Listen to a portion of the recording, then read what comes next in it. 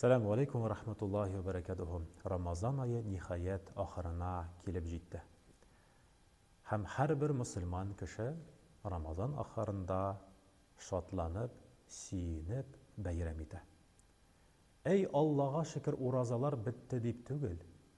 Аллаһка шөкер, ай дәврендә уразалар тотып, намазлар укып, гамәл гыйбадәтләр белән Аллаһ Тәгаләгә якынаю юлында булдык бит дип сөенеп, Аллаһ Тәгаләнең әҗр савабына иншалла ия булырбыз дип өметләнеп бәйрәм итә. Пәйгамбәрбез алейһиссалату вассалам хадисләрнең берсендә әйтә, шуннан да һәрбер эшмәкәр, эш бирүче, кешеләрне эшләтүче эш ахырында хезмәт хакын бирә. Һәм Аллаһ Тәгаләдә Рамазан айы ахырында үзенең әҗрләрен, савапларын бирә. Аллаһ Тәгалә һәрберебезгә дә, барчабызга да шушы улуг савапларга ия булырга насыйп айласын. Һәм башка бер хадисендә Пәйгамбәрбез шулай әйтә, ураза тотучының ике шатлыгы бар. Беренчесе ул авыз ачкан вакытта. Кайвакыт шул хәтле сусаган вакытта, су эчкән вакытта куллар да калтырый. Хөрмә җимешен капканда бөтен тән кылтырап китә шатлыктан, сөенештән. Һәм беренче шатлык нәкъ ифтар вакытында дип Пәйгамбәрбез алейһиссалату вассалам хәбәр итә. Әмма ләкин бар тагын икенче шатлык. Икенче шатлык исә ул кыямәт көнне. Шушы гамәл гыйбадәтләренең, уразаларның, намазларның һәм Аллаһ Тәгаләгә якынайта торган гамәл гыйбадәтләрнең Рамазан айында үтәлгән изгелекләрнең нәтиҗәләрен күргәндә тагын да зуррак шатлыкка ия булыр. Менә без мөселманнар шуны бәйрәм итәбез дә инде. Гаит намазы. Гаит намазы бәйрәм намазы. Ул улуг бәйрәмнәрдән булып санала. Һәм гаит алдыннан булган кичә ул ислам дөньясында 5 мүбәрәк кичәләре төркеменә керә. Шушы кичәдә Аллаһ Тәгалә айручан игътибарлы теләкләребезгә, дугаларыбызга һәм сораган теләкләрне иншалла шул ук мизгелдә кабул итер. Шуңа күрә ул кичәне, эй Аллаһка шөкер, Рамазан айы бетте бит дип уздырмагыз зыяга.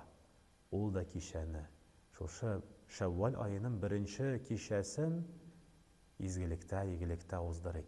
Гамәл гыйбадәтләр белән, гаиткә әзерләнүләр белән, гаит мунчасын кирип, чиста ару, пак киемнәр әзерләп, Аллаһ Тәгаләнең йортына зикрләр белән Аллаһу акбар, Аллаһу акбар, ла илаһа илляллаһ, Аллаһу акбар, Аллаһу акбар ва лиллаһил хамд дип зикрләр белән яңгыратып, Аллаһ Тәгаләгә рәхмәтләр белгертеп, Аллаһ Тәгаләгә шөкраналар белгертеп барып, Аллаһ Тәгаләнең рәхмәтенә ирешүен һәрберебезгә дә, барчабызга да насыйп әйләсен.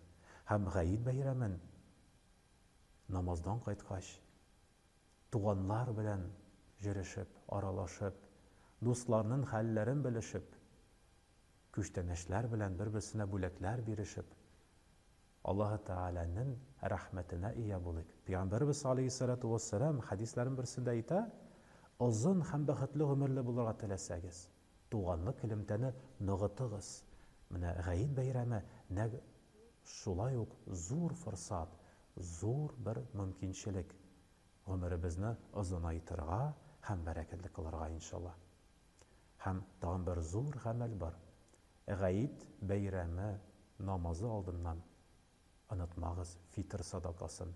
Яки башка бер китапларда закатул фитр, ягъни ураза айында, Рамазан айында кылган изгелекләренең кайвакыт кимчелекле хәлләр, бәлки ихласлылык җитеп бетмәгән, бәлки әрләшкән, спорлашкан вакытларыбыз булгандыр.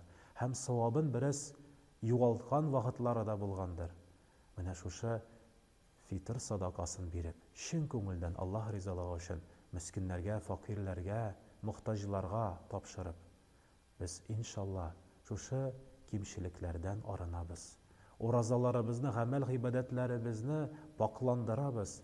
Хәтта хадисләрдә килә, ураза, намазлар, гамәл гыйбадәтләренең әҗере, савабы күк белән җир арасында тукталыр дип килә. Һәм фитр садакасын биргәч, чын күңелдән мохтаҗларны, факирләрне, мискиннәрне, ятимнәрне шатландыргач, Аллаһ Тәгалә рәхмәтенә иншаллаһ шушы изгелекләребез шул ук мизгелдә барып җитер.